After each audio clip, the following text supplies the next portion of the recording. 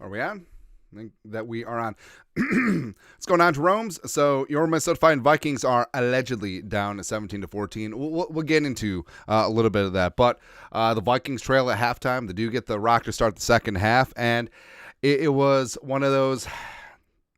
Mullens has been sloppy as ass with the football yet again, and the refs interjecting themselves. Oh, by the way, this is the same officiating crew as the Chiefs' no DPI, hey, put your helmet back on game. So just remember that. But basically, the Vikings, herky-jerky starts and fits, but the Lions, they've proven that they can get got. So, frankly, I mean, the Vikings, it sort of is what it is. But overall, they're in a pretty good spot right now. They get the ball to start the second half. And, oh yeah, hey, Justin freaking Jefferson is good.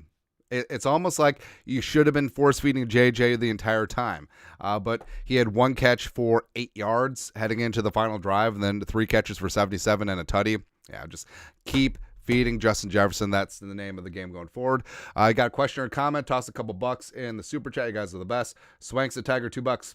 Growing tired of Kevin O'Connell's first and goal pass plays. It's kind of fair. Although I don't know why they don't go power more, especially when you got Oliver, the best blocking tight end in the game. You got CJ Ham all involved up in there. Why go in shotgun in first and goal or fourth and short situations? I don't get it, man. But overall, so first off, so we need to talk about Nick Mullens. And the problem with Nick Mullens against the Bengals, even though he operated the offense well, was the mistakes that he made. I mean, the goal line interception was not good. The interception when he was falling down trying to elude a sack was also very non bueno. Same thing with Josh Dobbs. He did that several times when the pass down was in power. Also, what ended up being a touchdown against the Bengals, thrown against his body into a body of people in the end zone. It worked out last week.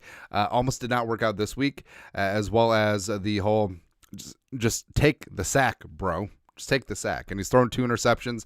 The fourth down one, forcing it to Addison when JJ and Hockenson were wide open. And then the second one, the play where Addison got hurt, turned into another interception where Addison was wide open. If he gets that ball out quicker and leads him, that's a touchdown.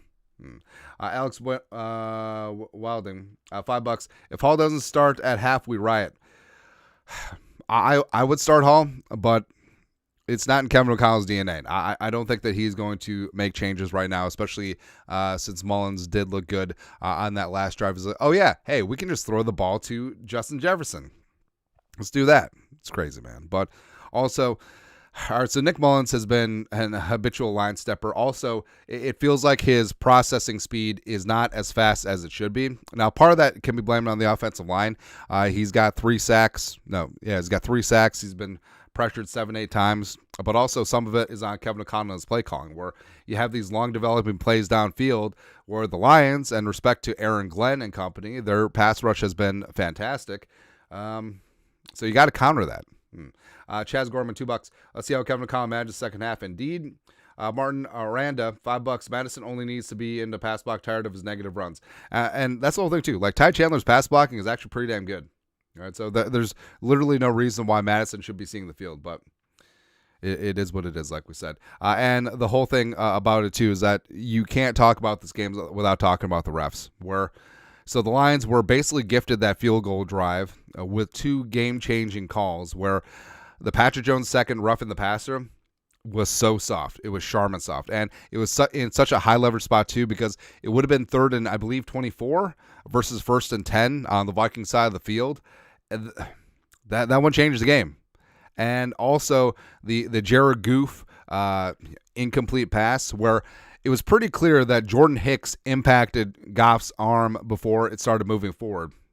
Any forward movement was from Jordan Hicks hitting him, so that does not count. So that ball was out. They took away a Cam Beasley touchdown, and they gave Detroit 3 points. And this game has been over officiated, but like we said, it's the same crew as a Chiefs game, so don't expect any favors on this one. So, and also, for a fact that the league would love the Christmas Eve feel-good story. Hey, the Lions have won the NFC North for the first time ever. They haven't won the NFC North or Central since 1993. Yay! Yay! You know that the league wants that story. Wants that feel-good story on Christmas. So the Vikings not only have to beat the Lions, they have to beat the refs, and they have to beat the script writers. So, but other than that, things are looking good. Shade, $5. I think Mullens was relying on Addison, a higher percentage option, mostly single coverage. Now he's seeing how JJ can ball out. That's right. Yeah, I mean, just force 18 the ball. He's our only hope today. Ricky, $2. Addison was injured on that interception. Yeah, chasing down. Who picked it up? Was it him follow? No. But yeah, Addison got dinged up, twisted his ankle on that. Sucks, man. It sucks. But yeah, I mean, problem has been the Vikings and Mullens being really careless with football. That was a downfall of Josh Dobbs too. Because if Dobbs would just eliminate some of the negative plays, and same with Nick Mullens, they'd be fine. Except Nick Mullens is doing exactly what he did against the Bengals and exactly what cost the Vikings. Throwing red zone interceptions and throwing against his body in the end zone and just trying to. And I don't know what it is. Like, hey, if you're the quarterback's coach, if you look at Dobbs and Mullens, like, hey, you know that thing where you're about to take a sack and you just throw the ball straight up in the air? Nothing good can come of that. Just take the sack. It's ridiculous. Ryan Trudeau, $2. Mullens scared he'll injure JJ with midfield passes. Maybe he has to be more like Dobbs because Dobbs did not care about injuring JJ at all. Traveler, $5. The Vikings are going to get called for false start, but look at the early movement and holding on the Lions tackles. Yeah, absolutely. So Lions, first off, the Lions offensive line, like if Darisaw was holding Akwara on that one play that offset the defensive pass interference in the end zone, then Penei Sewell and Decker have been holding Danielle Hunter 87 times a day. It's just ridiculous, a double standard here. And the fact that, so generally, I don't know what it is, call it human nature, whatever. Generally, the home team with the home crowd gets a few more calls, but I cannot believe that the Vikings are getting jobbed like this in their own building.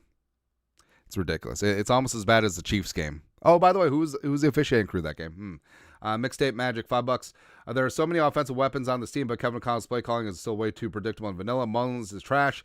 Play home. I'll agree with the play calling. Although the first drive was looking really damn good. You know, a couple extra wrinkles in there. The check to the Oliver screen, which went for a bajillion yards. The fake toss going to the crosser to KJ, that was looking good. But you know, once you get out of that and you get back to muscle memory, it's kind of tough. Tim, sure, $2. Throw more money at Tom Brady at this point. How funny would it have been if the Vikings would have got Tom Brady after Kirk went down? Because the whole thing isn't like Tom Brady's ma. Doesn't she have family in Minnesota or something like that? God, it would have been hilarious. But wasn't meant to be. And, you know, this is definitely one of those is what it is games. And overall, I think the Vikings defense has adapted well. I think the Lions were gifted that field goal. Second touchdown drive, which sort of whatever. I mean, you got Jahmyr Gibbs running power.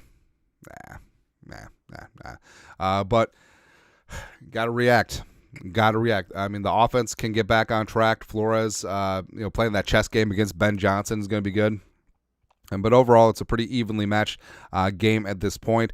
The Vikings got to clean things up a little bit on third down. And also, Jared Goff is primed. Get a little bit of pressure on Jared Goff. He'll give you the ball one or two more times. So I think the Vikings, that's what they have to do. I think the defense has to steal a possession, and the offense has to take care of their ish. And if Jefferson ends this game with less than 12 targets, there's something wrong.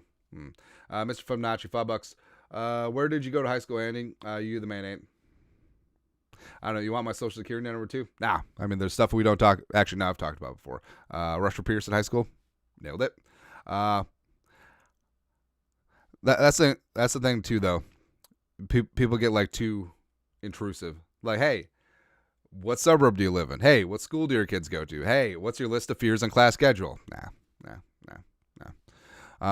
Because as weird as it is, for as much as we put ourselves out there, like on the stream and on the channel, I'm actually like a really private person. So let's leave it like that. Anyways, second half coming up. Vikings got the football. March down and get some points. Ride Ty Chandler and force feed JJ and Hawkinson and go from there, man. So there you go. Anyways, that's it. That's at halftime show. We'll be back for post game, real quick and then we'll be off for Christmas Eve festivities. You guys are the best. I love this community. Even though you want to know where I live, that's all. You guys are the best. Well, you can look it up.